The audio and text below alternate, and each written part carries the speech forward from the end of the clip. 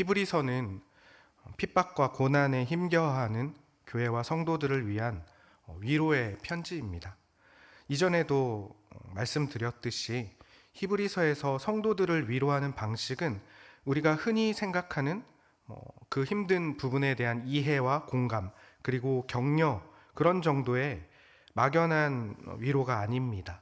성도가 당하는 고난의 이유를 본질적인 차원에서 접근하고 그것을 이해하며 얻게 될 위로와 격려로 그들에게 다가가는 것이 바로 히브리서에서 하고 있는 성도를 향한 위로입니다. 예수님을 믿는 것은 현실에서 당하는 비극이나 재앙으로도 방해할 수 없는 진리다. 지금의 고난과 핍박과 그런 장애물들을 넘어서 있는 감히 상상도 할 수 없는 귀한 것이 바로 우리가 믿는 믿음이다라고 그렇게 말하고 격려하고 있는 것입니다.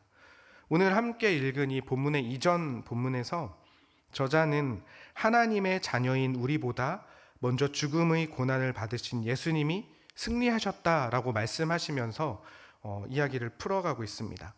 예수님께서 십자가의 길, 죽음과 고난의 길을 걸으신 그 순종으로 말미암아 하나님의 영광과 존귀의 자리에 서셨고, 예수님은 하나님의 자녀들을 위해서 먼저 죽음을 맛보시고 견디시고 또 그 길을 걸어가심으로 인하여서 우리에게 보여주셨다는 것을 저자는 선언하고 있습니다.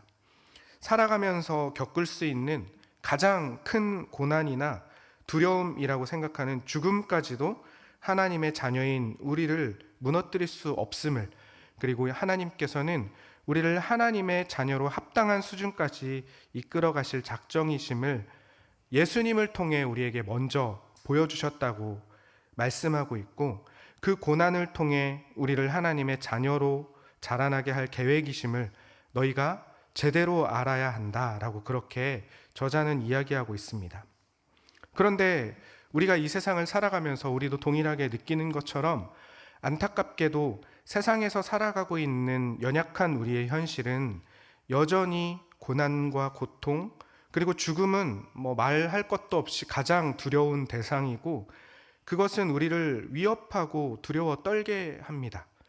하나님께서 이미 예수님을 통하여서 그런 고난과 고통, 죽음까지도 우리에게 절망과 재앙이 아니라는 것을 충분히 증명해 주셨지만, 여전히 우리는 우리의 삶에서 다가오는 고난과 죽음의 두려움에 대해서 편안할 수가 없는 것이 사실입니다.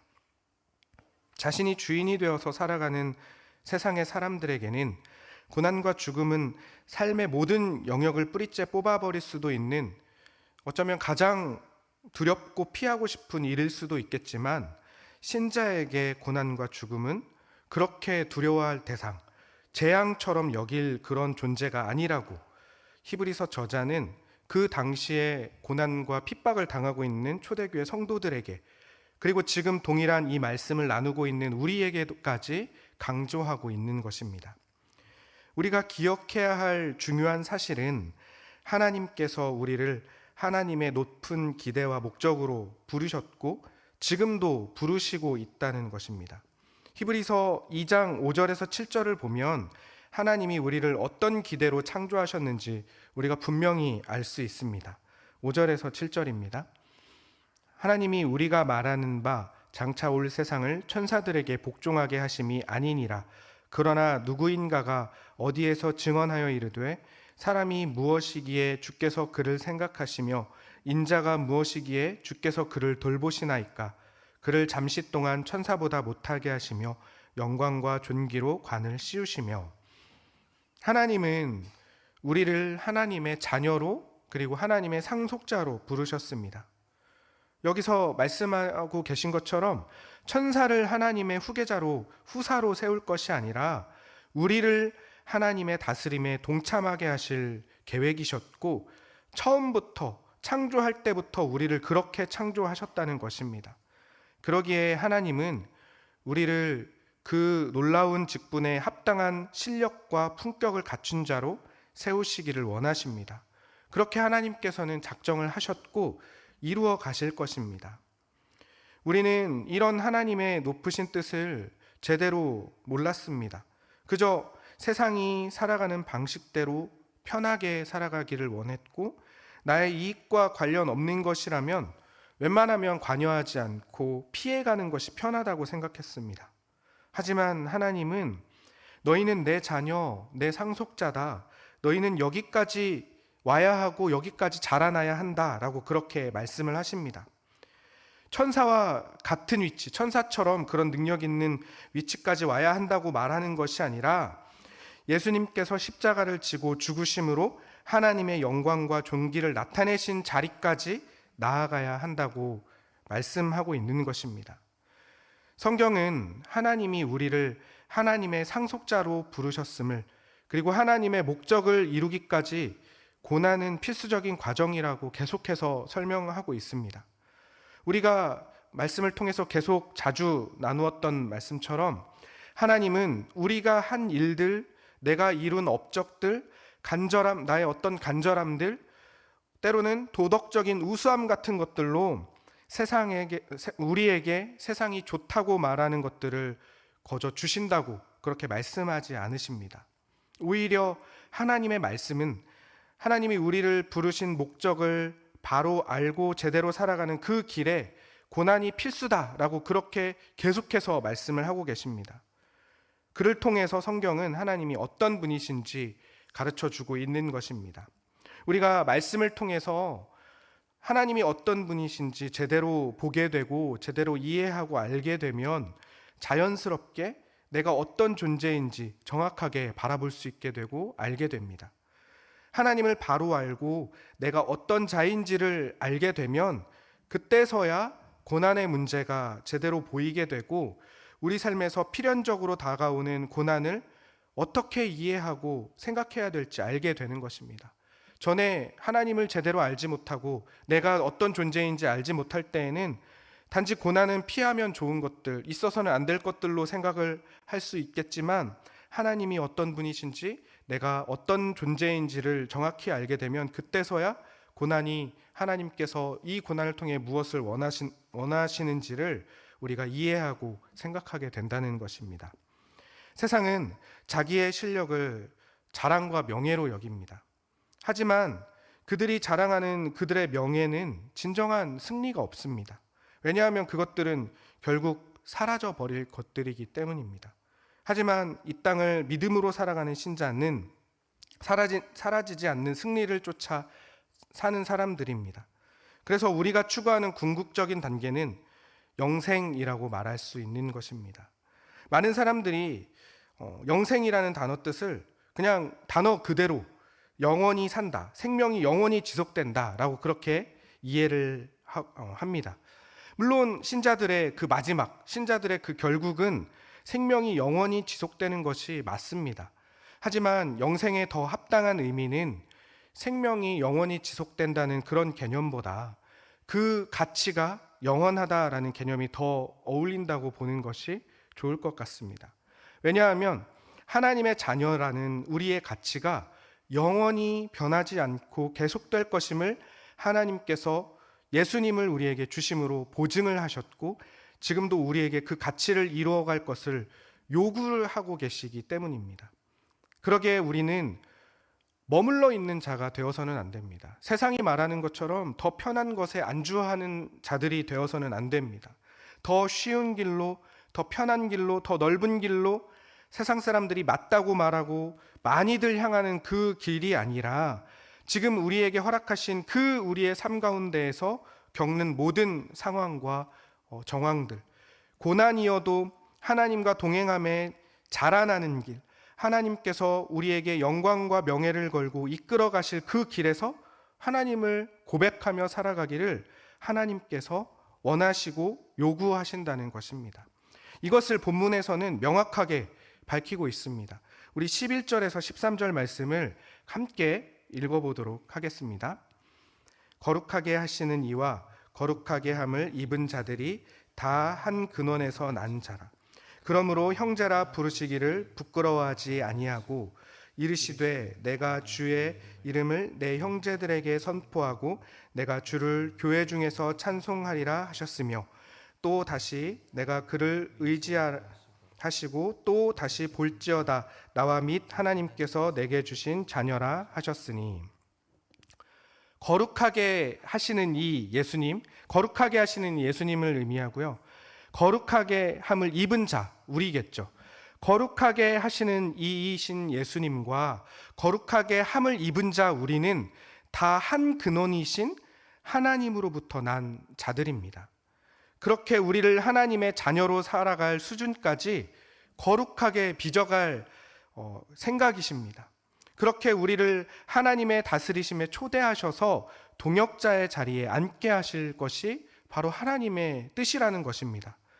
그러니 우리는 이 세상에 발붙이고 살면서 먹고 사는 문제, 더 편하고 안전하게 살아가려는 그런 작은 삶에 머물러 있을 수 없는 자들입니다. 왜냐하면 하나님의 목표와 계획은 그것들을 훨씬 뛰어넘는 것이기 때문입니다. 그 정도의 인생으로 만족하면서 살아가기에는 하나님께서 우리를 창조하시고 거룩하게 이루어 가실 뜻에 합당하지 않은 삶이라고 계속해서 말씀은 이야기하고 있습니다. 여기가 중요합니다. 단순히 편하게 살면 어때? 세상이 흘러가는 대로 나도 같이 흐르는 물살에 몸을 맡긴 채 살아가면, 쉽게 좀 살아가면 어때? 내가 주인이 되어서 내 맘대로 살아가면 좀 어때? 라고 생각하는 것은 하나님이 우리를 부르신 목적과 전혀 반대되는 길입니다.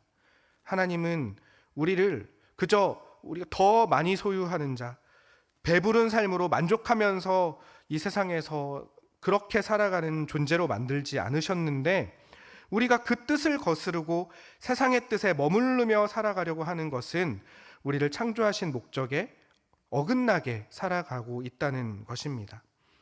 우리를 그 하나님 닮은 하나님의 자녀 동역자의 자리까지 부르기 위하여서 아들이신 예수님까지도 주셨고, 그 예수님께서 십자가의 길을 걸으심으로 우리의 가치, 너희들이 이런 자들이다라고 그렇게 증명하신 것처럼 우리도 하나님께서 우리를 부르신 목적과 뜻을 향해 믿음으로 걸어가야 하는 존재들인 것입니다. 우리가 머무르려고 하는 그 수준에서 그쳐버리면 하나님이 주신 우리의 가치를 전혀 모르고 심지어는 무시하면서 살아가게 되는 것입니다. 단지 하나님께서 우리를 하나님의 자녀로 만들어 가시는 방법이 단순히 고난이나 문제들을 없애버리고 그 길을 평탄하게 해결해 주시는 방법이 아니라 실제로 그 길을 걷도록 우리를 인도하시기 때문에 우리가 힘들고 고단한 것입니다. 하지만 이 길은 우리 혼자 걷는 길이 아니라고 말씀하십니다.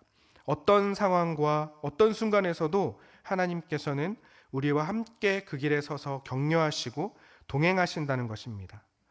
앞에서 잠깐 언급했던 것처럼 세상은 우리가 그렇게 하나님의 자녀로 자라나게 그냥 두지 않습니다. 세상이 속이는 고난과 고통, 죽음에 우리의 연약함까지도 더 더해져서 우리는 죽음이라는 것이 모든 것의 끝이라는 두려움에 살아가게 됩니다. 하지만 하나님께서는 우리를 그 두려움에 주저앉지 않게 하시겠다고 말씀을 하십니다. 14절에서 16절까지 말씀입니다. 자녀들은 혈과 육에 속하였음에 그도 또한 같은 모양으로 혈과 육을 함께 지니심은 죽음을 통하여 죽음의 세력을 잡은 자 곧 마귀를 멸하시며 또 죽기를 무서워함으로 한평생 매어 종노릇하는 모든 자들을 놓아주려 하심이니 이는 확실히 천사들을 붙들어 주려 하심이 아니요 오직 아브라함의 자손을 붙들어 주려 하심이라. 하나님은 하나님의 자녀들이 죽음의 권세 가진 자, 곧 마귀들이 주는 그 죽음의 두려움을 멸하시기 위해서, 그리고 죽음이 두려워서 평생 노예로 매여 사는 사람들을 자유롭게 해주시기 위해서 예수님을 우리와 같은 살과 피를 가진 자로 내어주셨다고 그렇게 히브리서 저자는 이야기하고 있습니다. 이것은 하나님께서 죽음이 절대 너희를 끝낼 수 없다라고 말씀하시는 것입니다. 죽음이 너희의 끝이라면 내가 내 아들 예수를 보낸 게 무슨 소용이겠느냐? 십자가를 지게 한 일이 무슨 소용이겠느냐? 세상이 위협하는 죽음의 두려움은 너를 주저앉게 하지만 그 죽음의 두려움을 없애버리거나 치워버리지는 않겠다.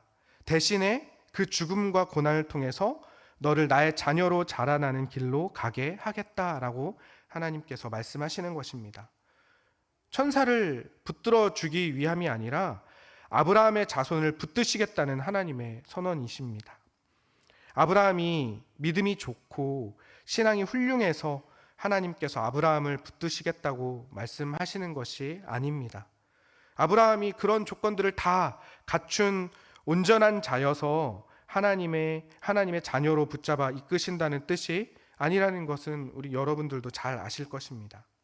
아브라함은 무엇을 갖춘 것이 아니라 아브라함을 통해 하나님께서는 하나님이 어떻게 일하시는지, 모든 것이 불가능한 상태에서 약속을 이루어 가시는 하나님의 일하심을 보여주시는 것입니다. 아브라함은 하나님의 일하심의 그 수혜자의 대표격입니다. 하나님께서는 우리를 아브라함의 자손으로 부르셨습니다. 아무런 자격이 없는 우리는 은혜와 믿음과 하나님의 능력을 받은 수혜자라는 것을 기억해야 합니다. 우리가 어떤 조건들을 갖추어서 그럴 만한 그런 자격을 갖추어서 받은 자들이 아니라 아무런 자격이 없는 우리들에게 하나님께서 거저 주신 우리는 그냥 받은 수혜자라는 것입니다. 아브라함을 통해 하나님께서 보여주신 것은 아브라함의 실력이 그를 구원하지 않았다는 것입니다. 아브라함의 실패까지도 담아서 하나님께서는 하나님의 영광을 이루어 가셨다는 것을 우리는 창세기 말씀을 계속 나누면서 함께 보고 있습니다. 하나님께서 아브라함의 자손들을 붙드신다는 말의 뜻은 아브라함을 통해서 보여주신 하나님의 일하심이 우리에게도 동일하다라고 말씀하시는 것입니다. 우리의 실력을 보고 하나님의 자녀로 세우신다는 것이 아니라 우리의 실패 때문에 우리가 하나님의 일하심에 방해가 되는 것이 아니라 그런 것들은 전혀 하나님의 일하심에 어떤 방해도 될 수 없다는 것입니다. 단지 우리를 그곳에 동참하게 하시기를 원하시기에 어떤 상황에서도 하나님께서는 우리를 이끌어 가실 것입니다. 사랑하는 성도 여러분, 하나님이 우리를 붙들고 이끄신다는 것이 우리에게 얼마나 큰 은혜인지 모릅니다. 만약 하나님이 실력을 따지시는 분이었다면 오늘 본문의 16절 말씀은 우리를 붙들어 주려 하심이 아니라 오직 천사를 붙들어 주려 하심이라 라고 바뀌었을 것입니다. 하지만 하나님은 우리를 끝까지 붙드시고 우리를 견디게 하십니다. 실력과 능력이 부족해서 실패하면 버리는 분이 아니라 우리에게 다시 해보자고 말씀하시고 기다리시는 분이 우리 아버지 하나님이십니다. 이런 하나님께 붙들린 삶이 얼마나 다행이고 또 얼마나 기쁨인지 모릅니다. 이걸 전혀 모르는 자들은 하나님께 붙들린 삶을 사는 자들을 바보 같은 자들이라고 여기고, 그리고 자유가 없는 삶을 살아간다고 말하지만 그것은 하나님이 어떤 분인지 전혀 모르는 자들에게서 나오는 어리석은 말입니다. 하나님께서 우리를 붙드심을 믿고 신뢰하며 나아가는 우리들이야말로 죽음의 두려움에서 한평생 매어 종노릇하는 자에서 해방된 진정한 자유를 아는 자들임을 기억하기 바랍니다. 오늘도 그 은혜의 붙들림에 온전히 우리 삶을 맡기고 순복하는 하나님의 영광된 자녀 되시기를 바랍니다. 우리 함께 찬양하겠습니다. 하나님께서 우리를 사랑하시는 이유는 우리의 어떤 조건 때문이 아님을, 또 하나님께서 우리를 사랑하시는 이유는 우리의 모습 때문이 아님을 함께 찬양하며 기도하겠습니다. 내가 너희를 사랑하는 이유는 너희의 어떠함 때문이 아니요, 내가 너희를 사랑하는 이유는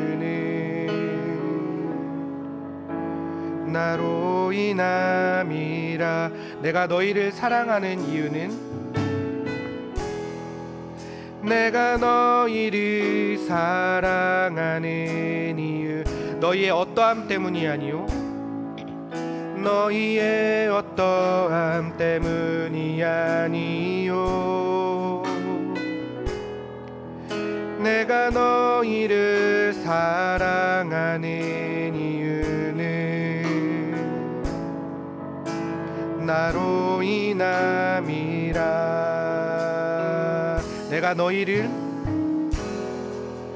내가 너희를 사랑하는 이유 너희의 모습 때문이 아니요 너희의 모습 때문이 아니요 너희를 사랑하지 않고서는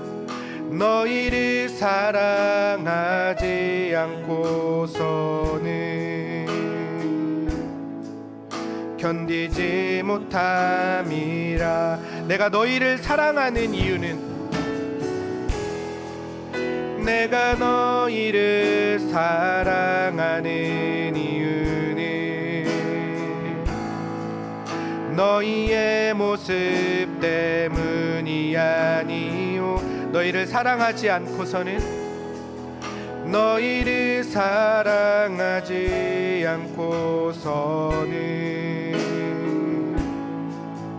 견디지 못함이라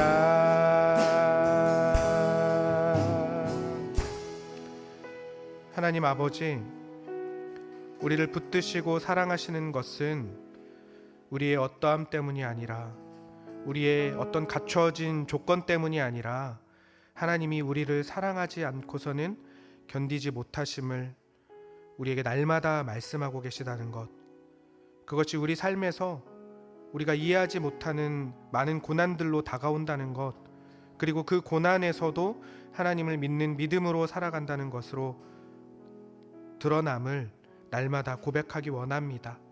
우리와 동행하시는 하나님만 바라보며 살아가는 우리 되게 하여 주시옵소서. 감사드리며 예수님의 이름으로 기도드립니다. 아멘. 하늘에 계신 우리 아버지여 이름이 거룩히 여김을 받으시오며 나라에 임하옵시며 뜻이 하늘에서 이룬 것 같이 땅에서도 이루어지이다. 오늘날 우리에게 일용할 양식을 주옵시고 우리가 우리 죄를 사하여 준 것 같이 우리 죄를 사하여 주옵시고 우리를 시험에 들게 하지 마옵시고 다만 악에서 구하옵소서. 대개 나라와 권세와 영광이 아버지께 영원히 있사옵나이다. 아멘.